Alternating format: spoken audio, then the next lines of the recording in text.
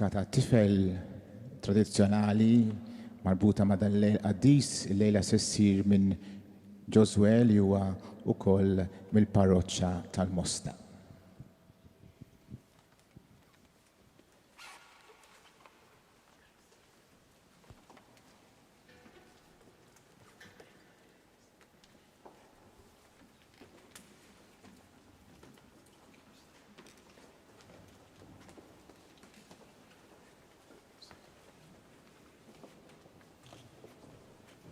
Fl-isem tal-Missieru, tal-Ben u tal-Ispiritu Santu Amen.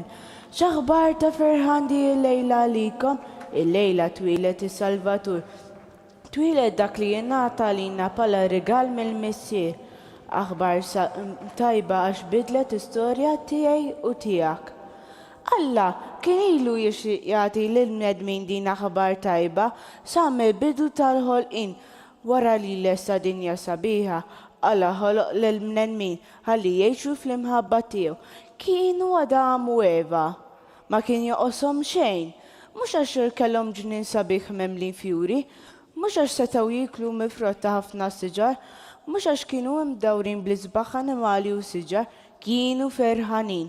Għax Alla kien ħdejhom, Alla kien kollox għalihom, kienu jafu li hu kien kontent bi-ferħ tagħhom, għax hu hekk rid għalhekk ħallaqhom. Imma darba ġew biex jażlu bejn it-tajjeb u l-ħażin, bejn dak li jixtieq Alla u bejn dak li jogħġob lilhom biss, bejn Alla u d-dnub. Sa dak in-nar li jobdew lil Alla u għamlu dak li stenna minnhom, l-ewwel bnedmin kienu qegħdin jgħixu ħajja ferħana. Il-ħajja ta' madwarhom kien għalihom post sabiħ u ta' min jiqpa' fih, imma ħallew li jirbaħ il-ħażin. Meta ndunaw biżbali jagħmlu raw kemm u aħjar li tagħmel dak li jixtieq Alla.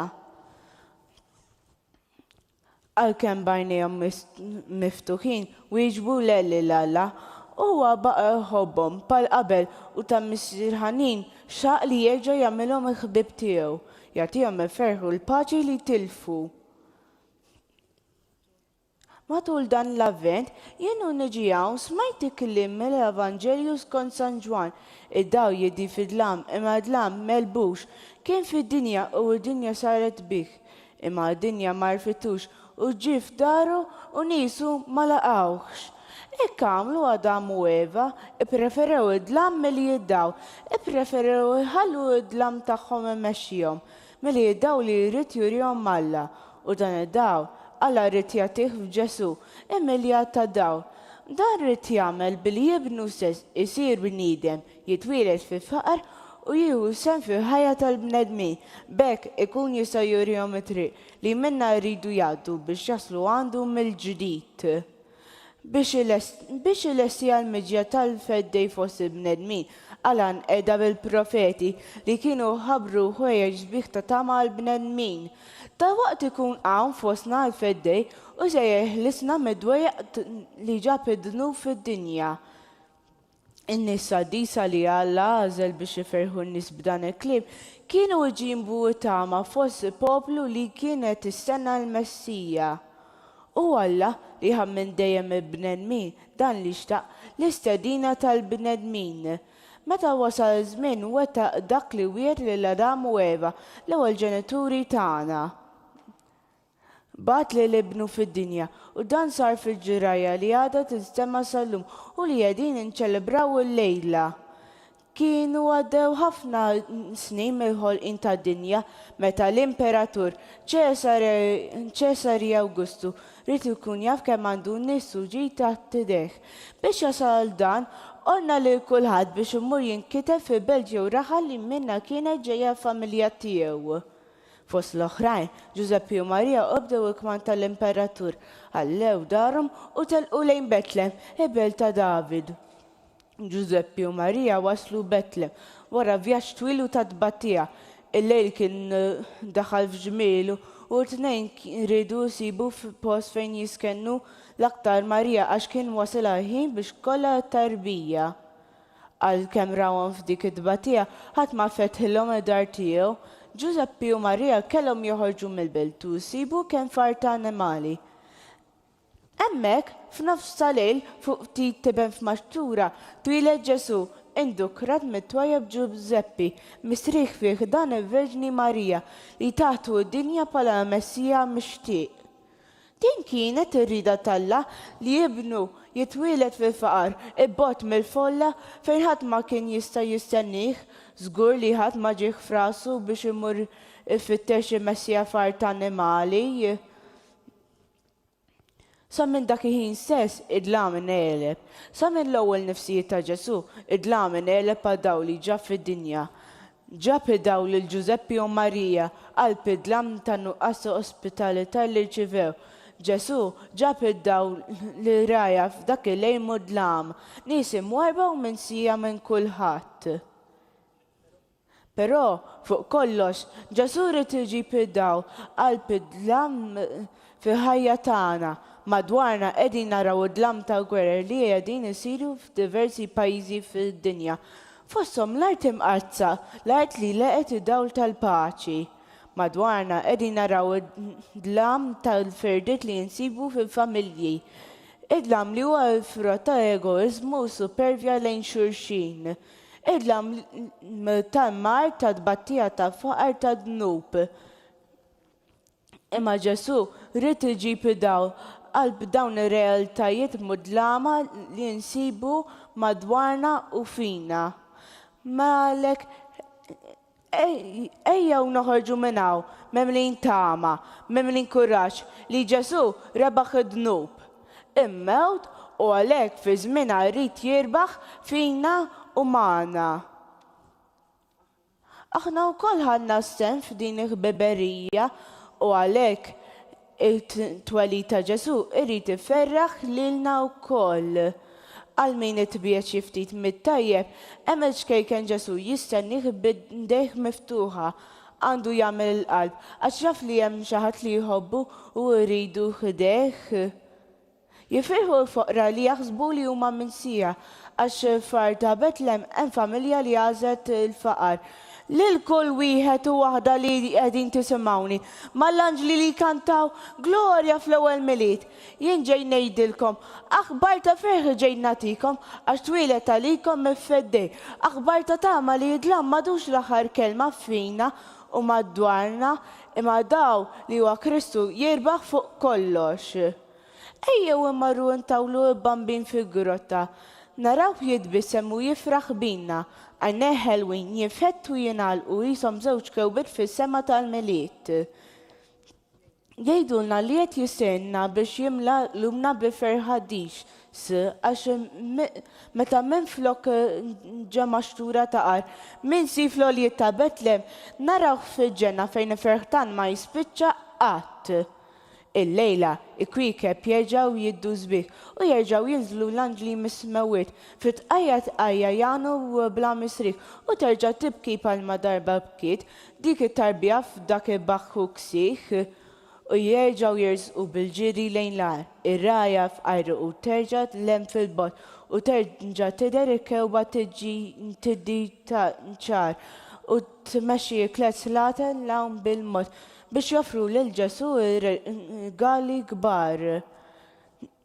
U jerġaw qlubna jannu ferħanin ma daqta nipem ma kullum kien xandru immeġja fosna tal-bambin u jerġaw jimtu fina f'dan iż-żmien xewqat ta' risq u għena tul il-jiem. U mhux li jkun għalina dan il-milied, ibidu ta' ħajja isbaħ tul il-jiem. Għal din l-artana fejn id-dmuħu ġli, qegħdin issaltnu minn flok il-ferħu slim. Jalla li l-imħabba fost ġnus tiżdied. Viva Ġesu Bambin! Viva Ġesu Bambin!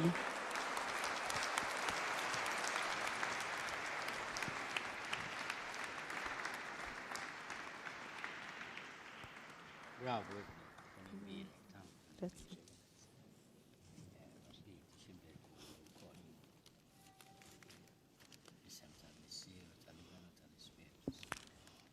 Grazie. Grazie. Grazie, bravo. Issa dan issa ma nitjula lilhom li Ruth.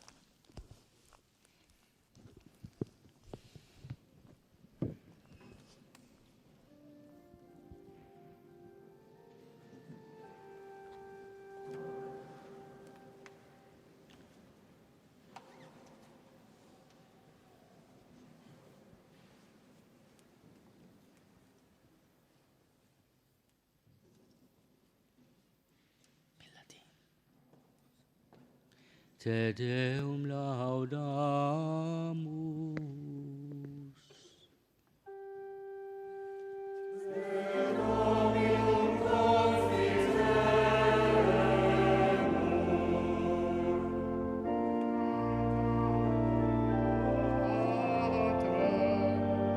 Omnis terra venera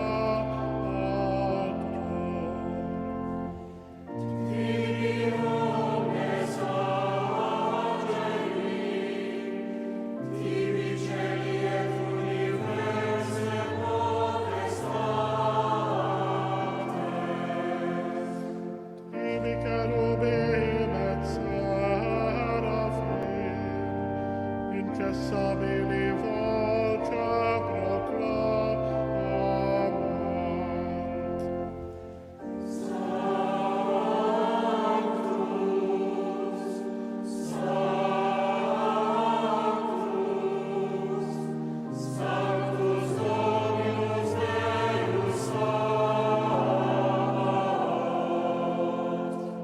Lenis uncedi et maestatis gloriae Tuae.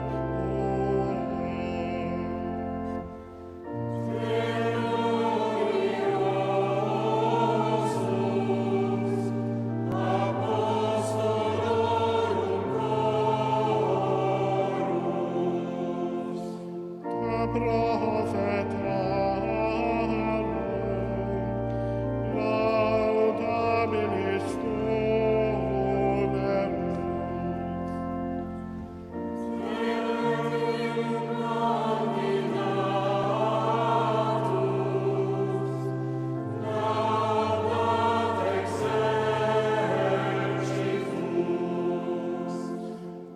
Per orbe terrarum Sancta confitetur ecclesia.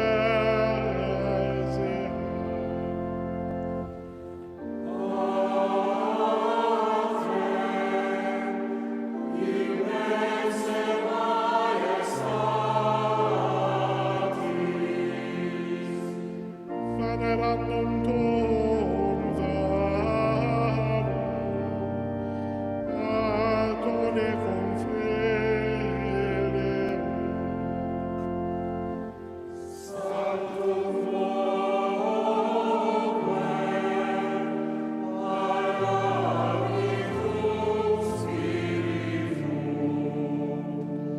Tu res gloria Christi.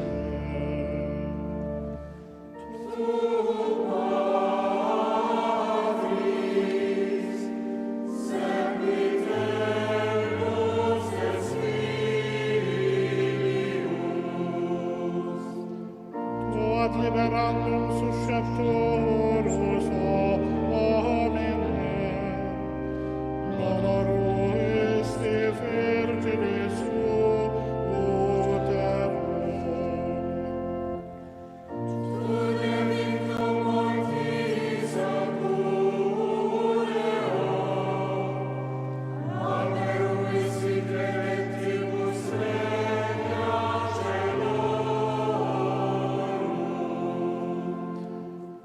Ad exteram Deis edes, in gloria Patris.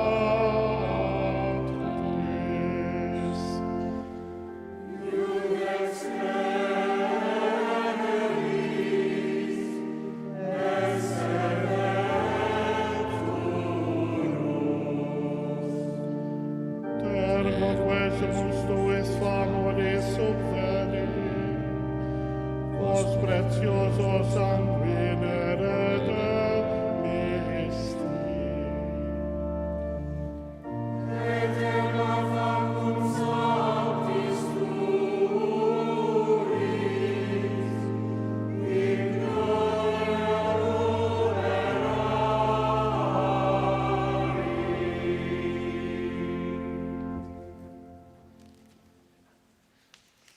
U Alla, inti b'mod tal-għaġeb laqt il-bniedem fil-kobor tiegħu u b'mod akbar ġeddittu wara li waqa'. Għamel li nissieħbu ma' Kristu fin-natura tiegħu ta' Alla kif hu oġbu jieħu sehem magħna fin-natura tagħna l-bnedmin. U li hu Alla u li miegħek jgħix u jsaltan flimkien mal-Ispiritu Santu għal dejjem ta' dejjem. Imbir kull mulej.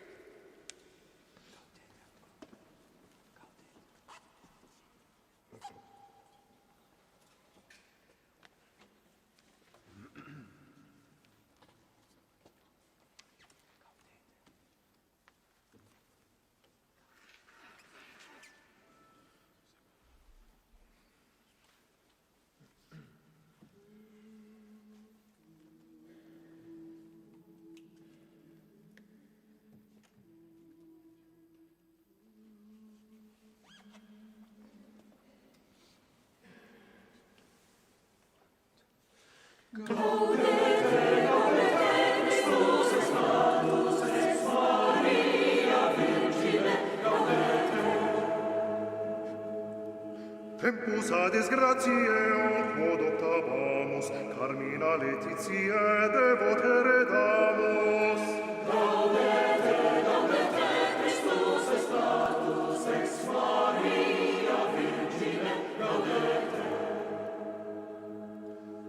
Deus homo factus est natura mirante, mundus renovatus est a Christo regnante.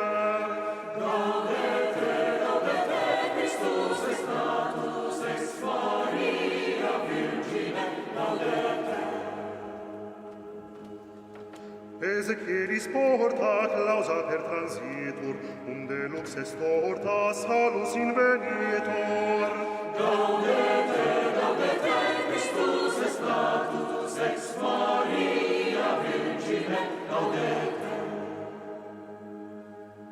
Ergo nostro consio psallatiam in nostro, benedicat Domino salus Regi nostro.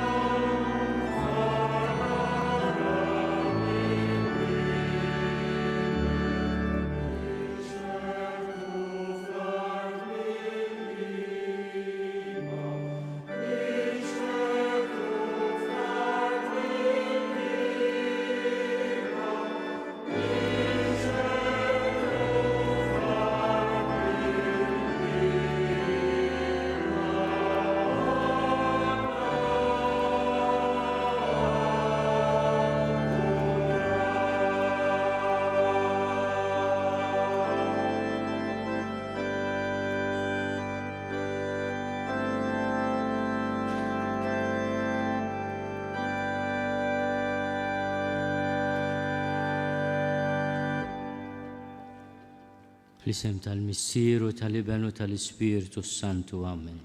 Il-paċi ma'kom. Ħuti f'dan il-lejl tal-miliet mimlijin fiduċja ejjew narfu ħtijietna il-bżonn radikali li għandna tal-mulej. U niftakru fit-talba li għallimna San George Preka, Sinjur Alla jiena għandi bżonnok. Nistaqalla Alla li jista' kollox u lilkom ħuti li nadnibt ħafna bil-ħsieb, bil-kliem, bil-emil u bil-ħallej dmirijieti, tija tiegħi bl-akbar tija tiegħi. Għalhekk nitlob li l-imqazza Marija dejjem Verġni, lill-anġi u l-qaddisin kollha u lilkom ħuti biex titolbu għalija lill-mulej Alla tagħna. Eħenna lina Alla li jista' kollox jaħfrinna dnubietna u jwassalna l-ħajja ta' dejjem.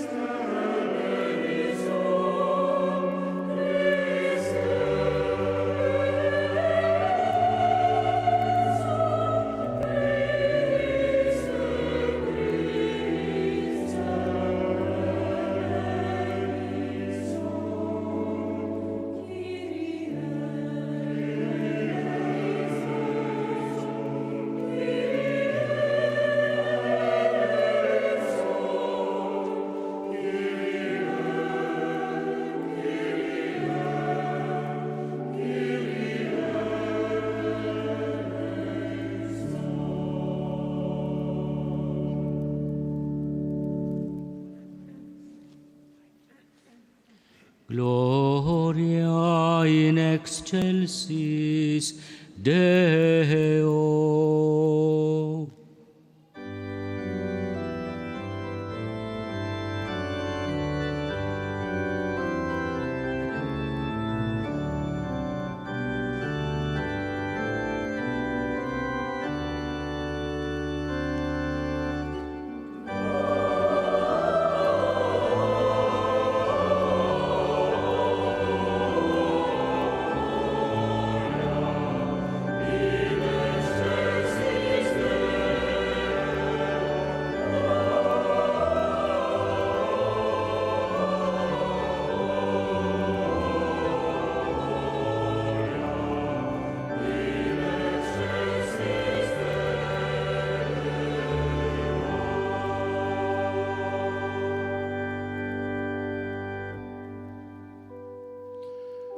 et in terra pax omnibus bone voluntatis. Laudamus te, benedicimus te, adoramus te, glorificamus te. Gratias agimus tibi propter noniam, gloriam tuam. Flimkin.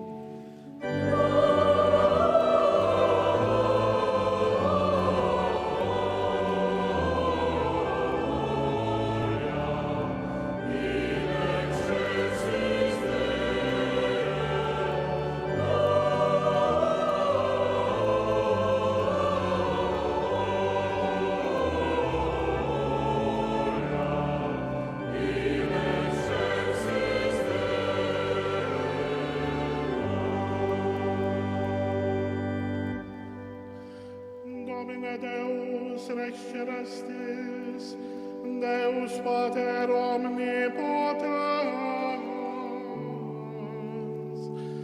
Domine Deus Agnus Dei, Iesu Christe, Domine Deus Agnus Dei, Filius Patris.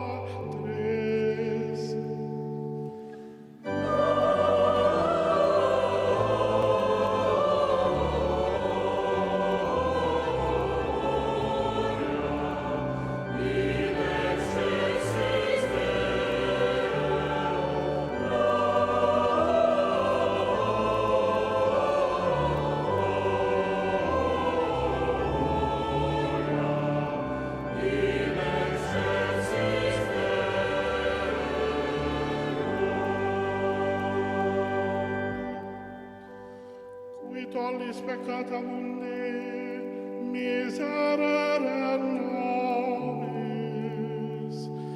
Qui tollis peccata mundi, suscipe deprecationem nostram. Qui sedes ad dexteram Patris, miserere nobis.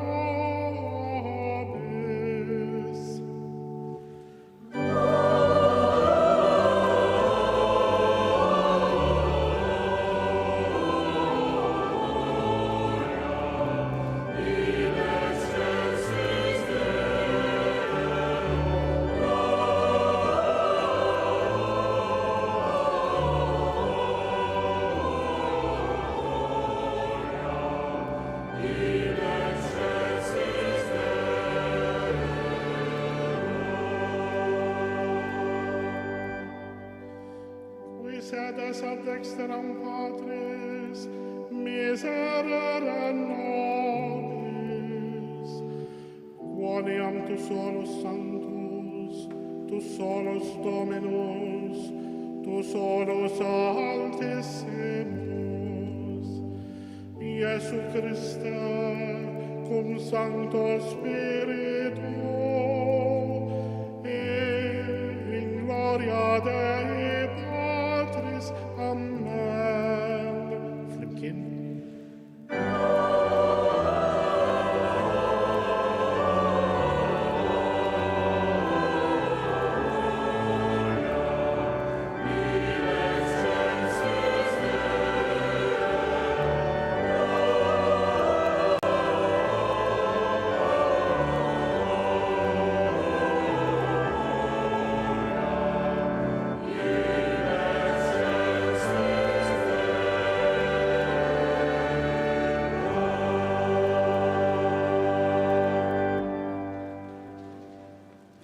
Nitolbu u Alla inti dawwalt dan il-lejl qaddis bid-dija tad-dawl veru. Għamel li kif fid-dinja rafna l-misteru tad-dawl ta' ibnek. Hekk ukoll fis-sema nitaxqu bil-ferħ tiegħu b'ibnek Ġesu Kristu Sidna li huwa Alla u miegħek jgħixu jsaltan flimkien mal-Ispirtu Santu, għal dejjem ta' dejjem.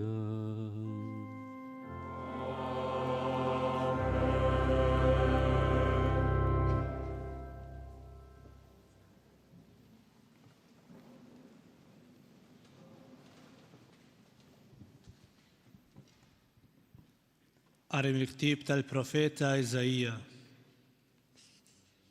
Il-poplu li kien miexi fid-dlam rada u l-kbir. In-nies li joqogħdu farti dlam dawl idda fuqhom. Int kattart il-ġens, kabbart lena. Huma ferħu quddiemek bħalma jifirħu fi żmien il-ħsad, bħalma jifirħu fi qsim il-priża. Għax il-madmat li kien ittaqlu u l-ħatar ta' fuq spallejh u l-bastun tal-argużin int kissirtom bħal fihom Midjan. Għax kull qorq li jħabbat fit-taqtija, kull mantell marrar fid-dem jispiċċa l-ħruq biex jiklu n-nar.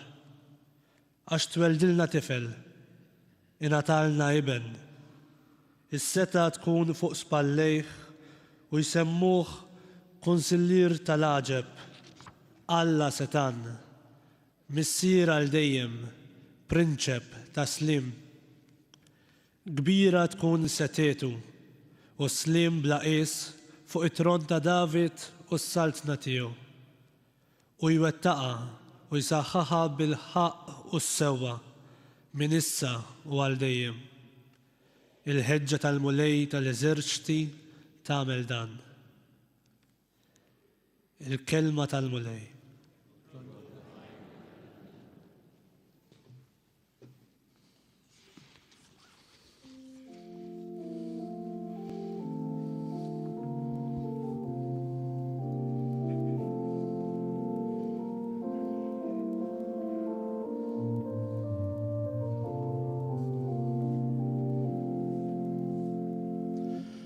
Illum twildilna Salvatur li u Kristu il-mulej. Illum twildilna Salvatur li u Kristu il-mulej. Flimkien?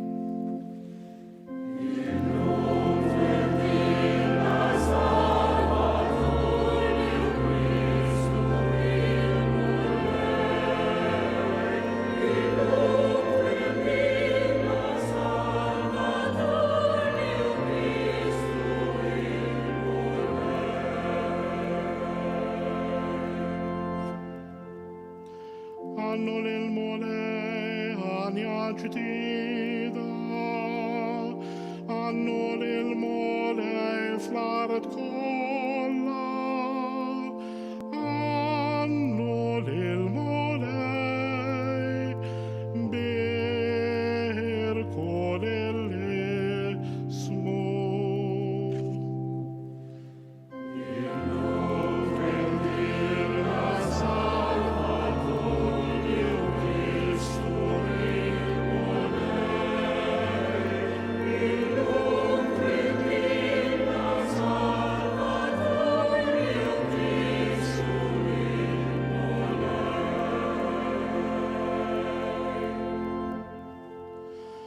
ħabru min jum għal jum is-salvazzjoni tiegħu.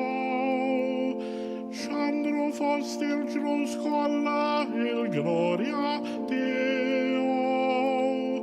Fost il-popli kollha leġu bit-tiegħu.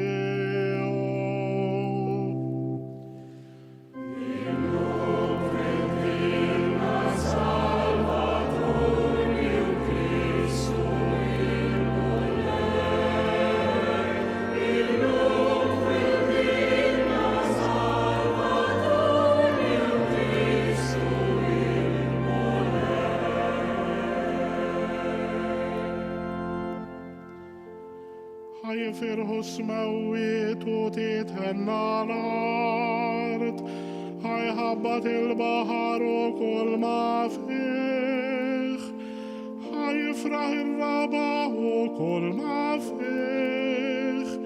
Imbagħad jgħidu bil-ferħ is-siġar kollha tal-mosk.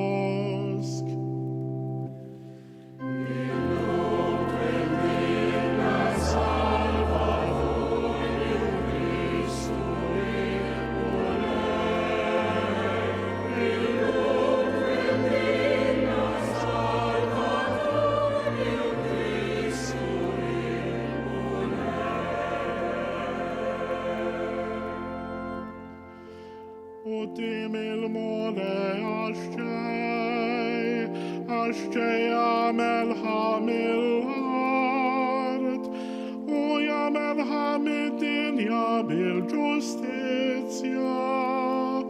u mill-popli bis-sewwa tiegħu.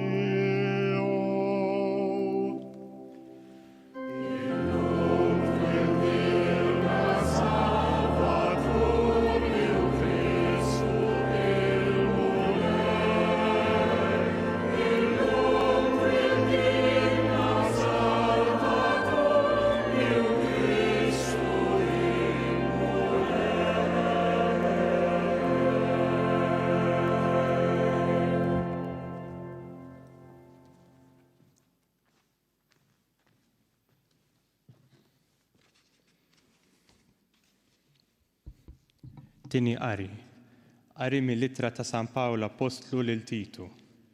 Aziz, deret il-grazzja ta' Alla għas-salvazzjoni lil bnedmin kollha. Itrawimna inwarbu l-ħażen u l-ġibdiet tad-dinja biex ngħixu bir-rażna u l-ġustizzja u t-tjieba f'dan iż-żmien u nistennew it-tama ħinja u d-dera tal-glorja tal-Kbir Alla u Salvatur tagħna Ġesu Kristu. U li talilu nnifsu għalina biex jifdina minn kull ħażen u jnaddafna u jagħmel minna poplu magħżul għalih, poplu mħeġġeġ għall-emil it-tajjeb. Li kelma tal-mulej. Halleluja.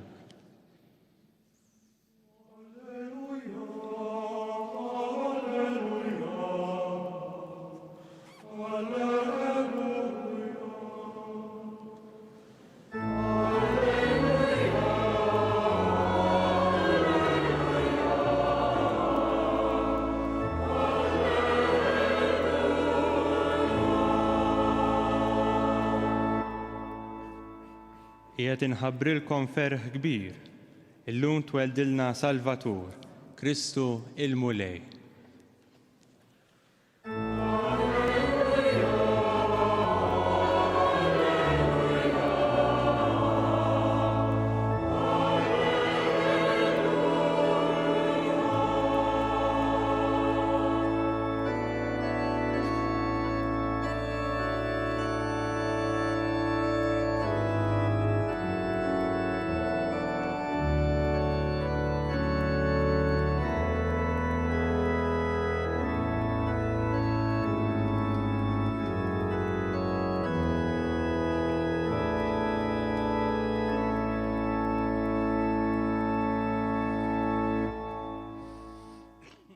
Il-mulej ma'kom. Qari mill-Evanġelju skont San Mattew.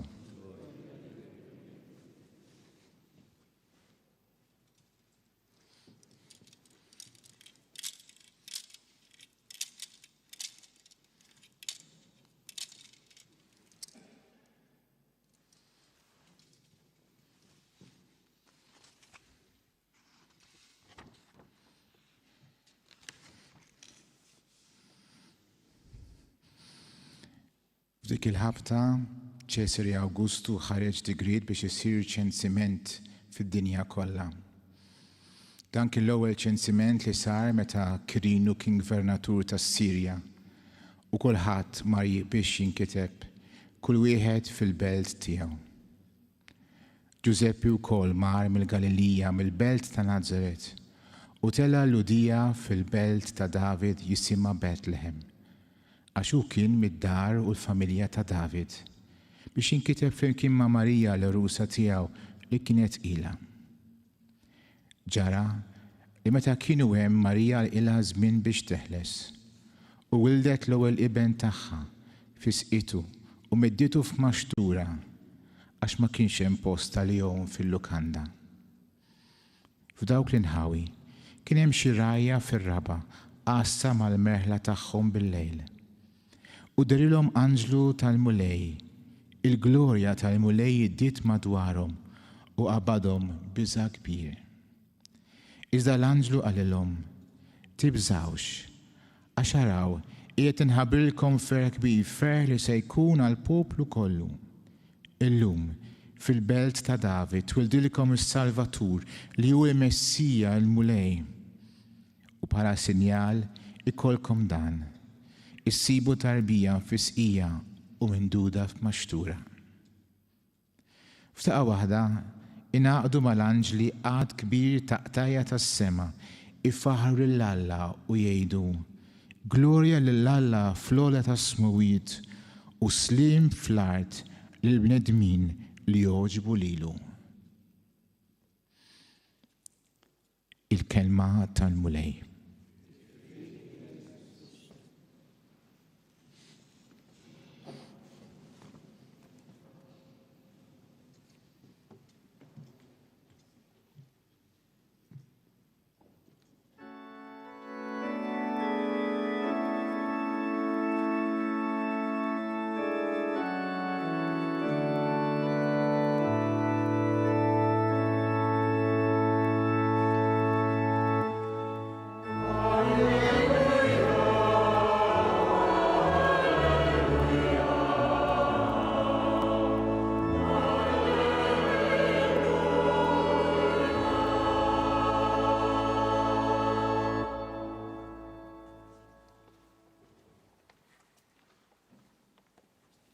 Illum niżel fostna mis-sema is-sliem tas-sew. Illum is-smewwiet xerdu l-għasel fuq l-art kollha. Dawn huma l-kliem poetiċi u sbieħ mir-responsorju li smajna u tlabna llum wara li smajna l-qari straordinarjament profond tal-Papa San Iljon il-Kbir. Illum niżel fostna mis-sema is-sliem tas-sew.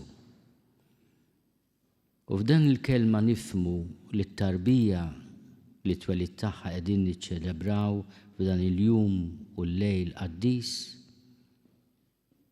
mhux biss jisimha Ġesu imma wkoll is-sliem. L-istess Papa Iljon il-Kbir jgħid li t-twelid tal-mulej huwa wkoll it-twelid tal-paċi. Natalis Domini, Natalis est Pacis. Immemm ukoll ġbija sabiħa li nixtieq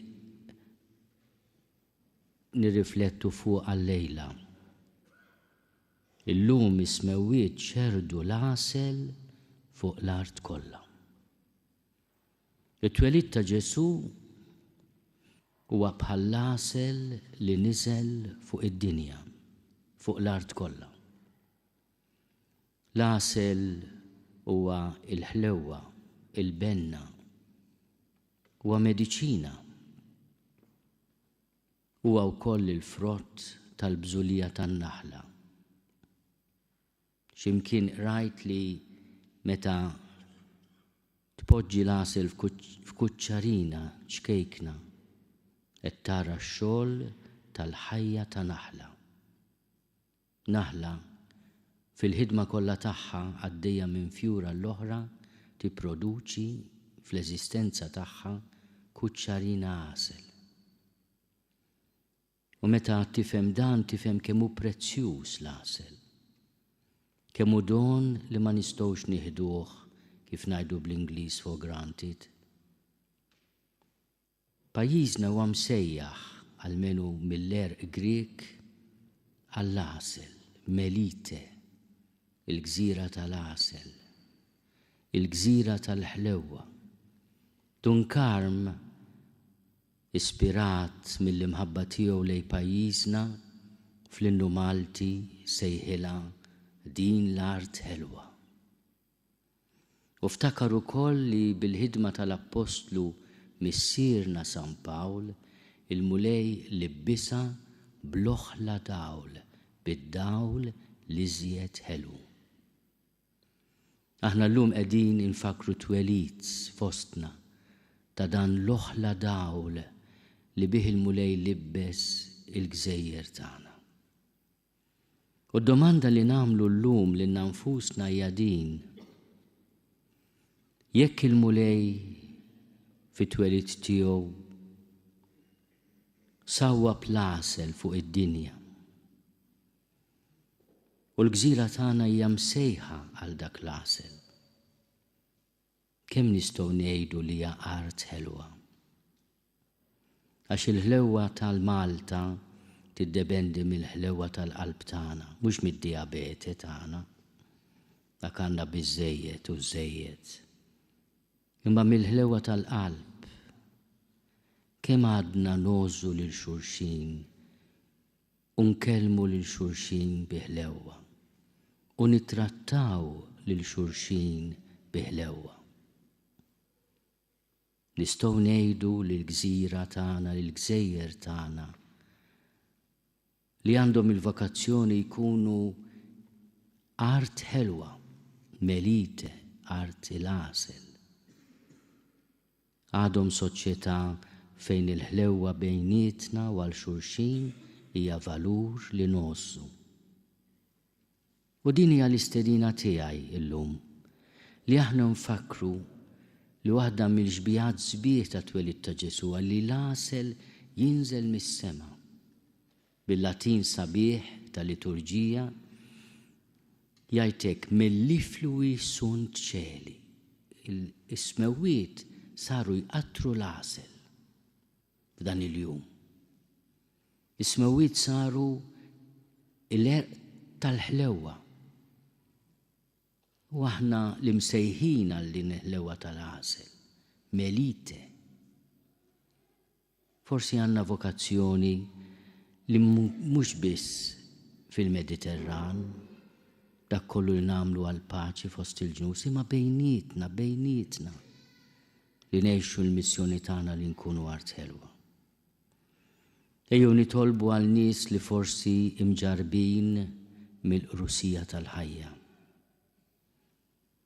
li forsi ma sabux ħlewwa,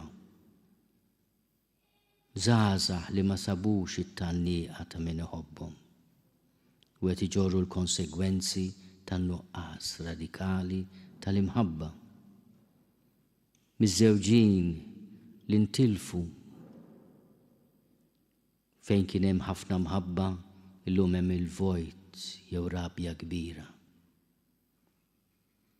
Għandna bżonnu lil Ġesu fit-twelid imqaddes tiegħu biex isawwab fil-qlub tagħna qatra mill-ħlewwa tiegħu.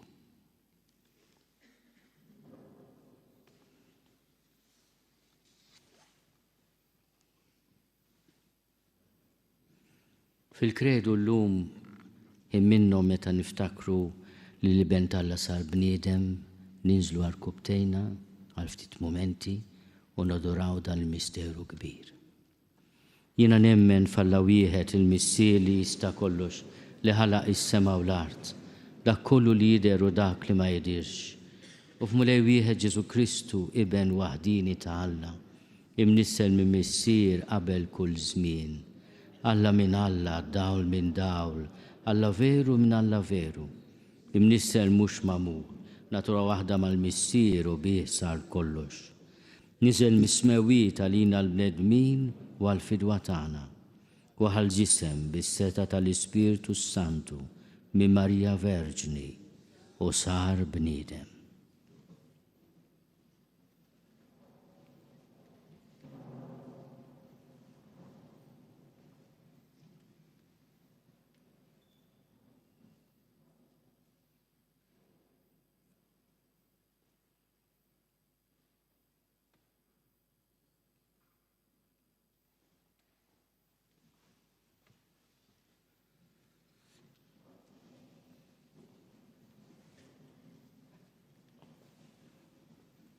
salbuha lina, bata taħt Ponzju Pilatu, mietu difnuħ, u fit-tielet jum qam minn bejn l-imwiet skont il-kodba mqazza, u tela s-sema u qiegħed fuq il-yemin tal-missier, u għandu jerġa' jiġi bil-glorja biex jagħmel ħaq mill-ħajjin u mill-mejtin, u s-saltna tiegħu ma jkollix tmiem. U fl-Ispirtu Santu mulej li jagħti l-ħajja li ġej mill-missier u mill-liben, li hu meqjum mweġġa fl-imkien mal-missier u mal-liben, u li tkellem f'hom il-profeti. U fi Knisja waħda qaddisa Kattolika Apostolika, nisqar ma'mudija waħda l-mafra ta' dnubiet u nistenna l-qawma mill-imwiet u l-ħajja ta' żmien li ġej. Amen. Ħut jeżis waqt li qegħdin nifirħu l-kol fit-twelid tal-liben il-waħdini ta' Alla bħala bniedem, nitolbuh bil-ħeġġa kollha ta' qalbna biex jeħlisna mill-jasar ta' dnub u mill-mewt ta' dejjem. Għall-Knisja biex tissaħħaħ dejjem aktar fir-rabta ma' ibnek Ġesu u tkun sinjal qawwi tal-ħajja tiegħu fi żmienna, nitolbu. Ismana nitolbuk mulej. Għal dawk li għandhom is-seta imexxu il-pajjiżna biex id-dawl ta' ibnek jiddi femilhom, nitolbu. Ismana nitolbuk mulej. Għal dawk li huma f'sitwazzjoni imwera biex f'dawn il-jiem huma wkoll iġarbu il-ferħ u sliem imħabbar mill-anġli, nitolbu. Ismana nitolbuk mulej. Għal dawk li jinsabu il-bot mill-eżiż tagħhom biex jiġġeddu fihom l-imħabba lehom, nitolbu. Ismana nitolbuk mulej. Għat-tfal kollha biex isibu min jedukhom, jiffurmhom u jagħtihom kull ma hu tassew meħtieġ minnhom, nitolbu. Ismana nitolbuk mulej. Għalina l-koll biex fil-waqt li naduraw li liben ta' Alla li sar bniedem għalina, infittxu dejjem li nisimgħu minnu u nsiru nixbħuh, nitolbu. Ismana nitolbuk mulej. Ejjew insellmu lill-Om Ġesu lill-lum welditu fis-skiet tal-lejl. Slim għalik Marija, bil-grazzja mimlija il-mulej miegħek, imbierka inti fost in-nisa, imbierek il-frott tal-ġuf tiegħek Ġesu. Qaddisa Marija Omm Alla, jitlob għalina mid-inbin, issa u fis-sija tal-mewt tagħna. Amen.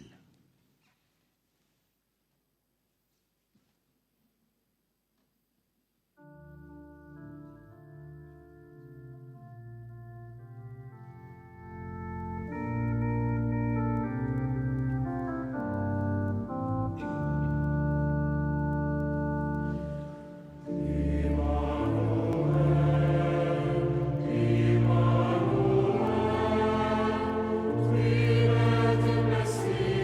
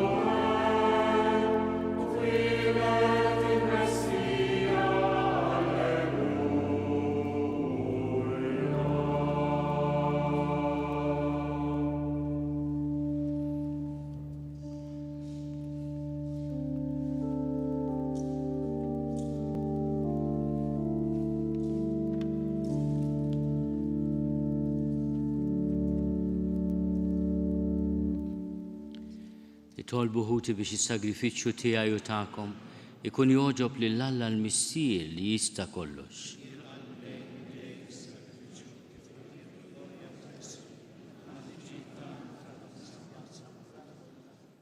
ħatkun toġbok mulej l-offerta li qegħdin nagħmlulek fil-festa tal-lum biex din il-qima qaddisa tagħna u bil-grazzja tiegħek naslu għall-glorja ta' Kristu li fih tinsab miegħek in-natura tagħna l-bnedmin bi Kristu Sidna.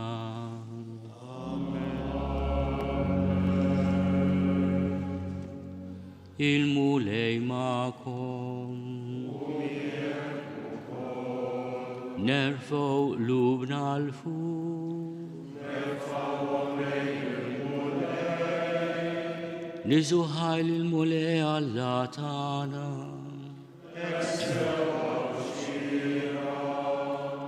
Sewwa xira tassew mulej Missier Qaddis Alla ta' dejjem li tista' kollox. Tajjeb u taġi tas-salvazzjoni tagħna li dejjem u kullimkien inroddu lek ħajr. Għax bil-misteru tal-verb magħmul bniedem rajna dawl ġdid mid-dija tiegħek.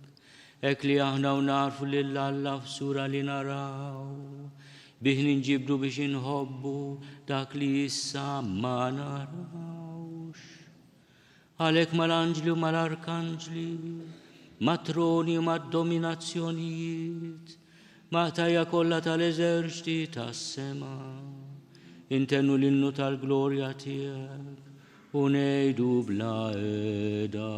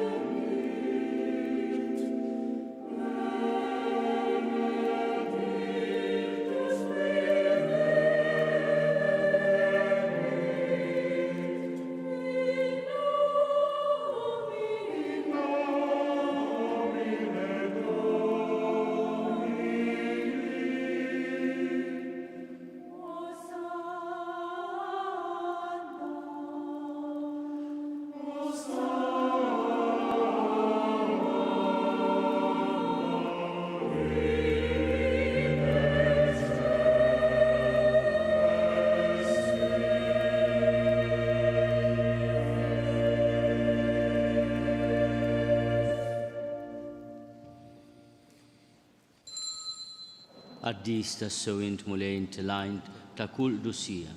Għaddes għalhekk nitolbuk dawn l-offerti bil-barka tal-Ispiritu tiegħek biex isiru għalina l-ġisem u d-dem ta' Sidna Ġesu Kristu li meta kien se jingħata biex minn rajħi bati ħal-ħobs ratti l-ħajr qasam tali d-dixxipli tiegħu u qal ħudu u kulu l-koll minn dan għax dan huwa ġismi li jingħata għalikom.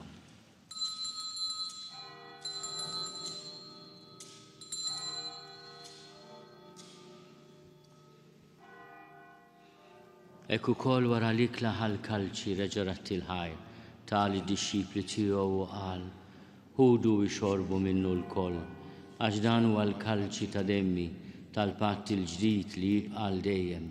Id-dem li xxerret għalikom u għall-bnedmin kollha għal maħfra tad-nubiet. Għamlu dan tifkira tiegħi.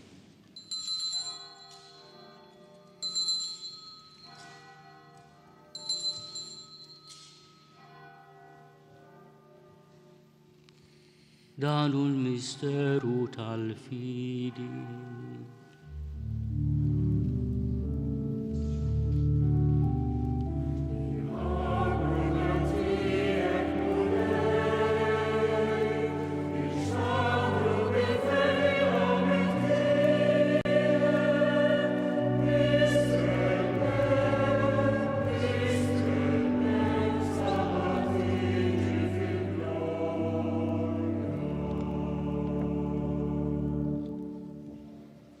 Għalhekk aħna nagħmlu dan tifkira tal-mewt u l-qawmien ta' Sidna Ġesu Kristu.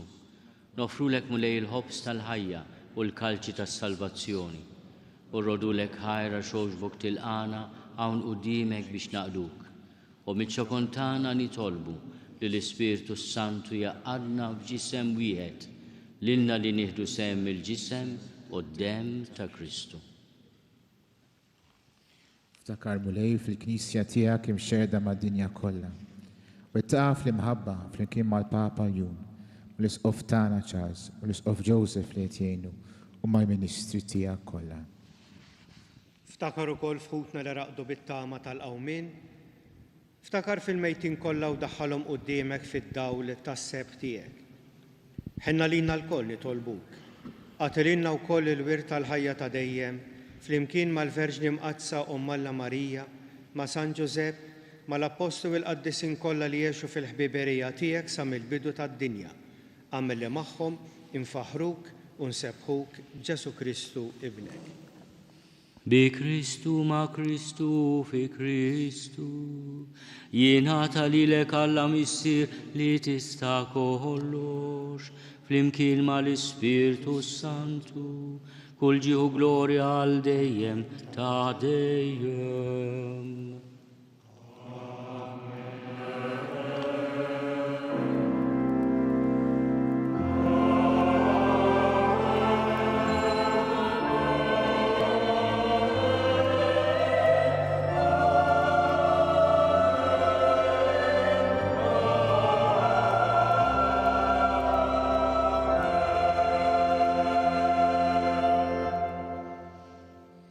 Nitolbu kif għallimna u ridna nagħmlu li ben ta' Alla Ġesu għas-salvazzjoni tagħna. Missierna li inti fis-smawwiet jitqaddes ismek tiġi saltnatek, ikun li trid int kif is-sema hekk fl-art. Ħobżna ta' kuljum agħtina llum, aħfrilna dnubietna bħalma naħfru lil min hu ħati għalija.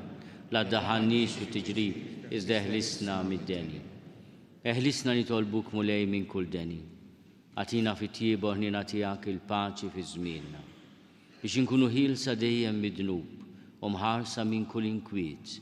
Aħna nistennew u nittamaw ilejna u l-miġja tas-Salvatur tagħna Ġesu Kristu. Mulej Ġesu Kristu li għat lill-Apostli tiegħek, inħallilkom is-sliem nagħtikom is-sliem tiegħi. La tħares lejn dnubietna, iżda ħares lejn il-fidi tal-Knisja tiegħek. Għatija slimu laqda li jintrit fija, int li taħxu s-saltan għal dejjem ta' dejjem. Il-paċi tal-mulej tkun dejjem magħkom. Għatu l-paċi lil xulxin.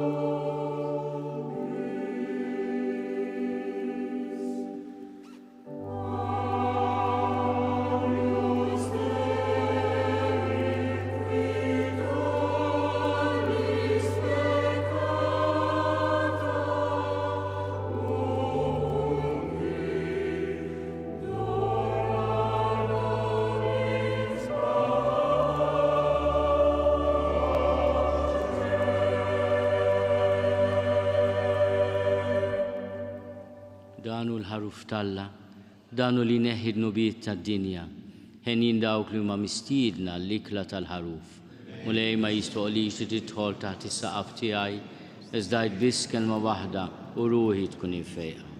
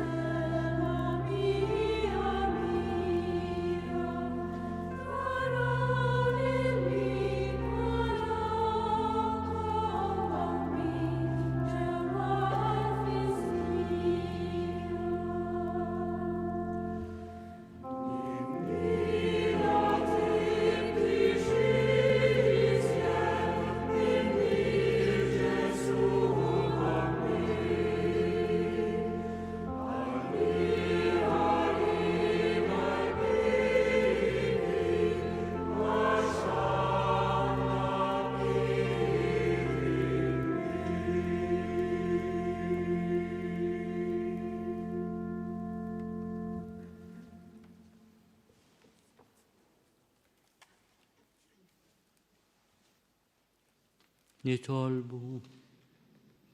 Atina nitolbuk muli Alla tagħna li aħna ninġarbu ferħana biex niċċelebraw it-twelid tal-feddej tagħna. Ikun jistoqilna nissieħbu miegħu permezz ta' ħajja tajb bi Kristu Sidna.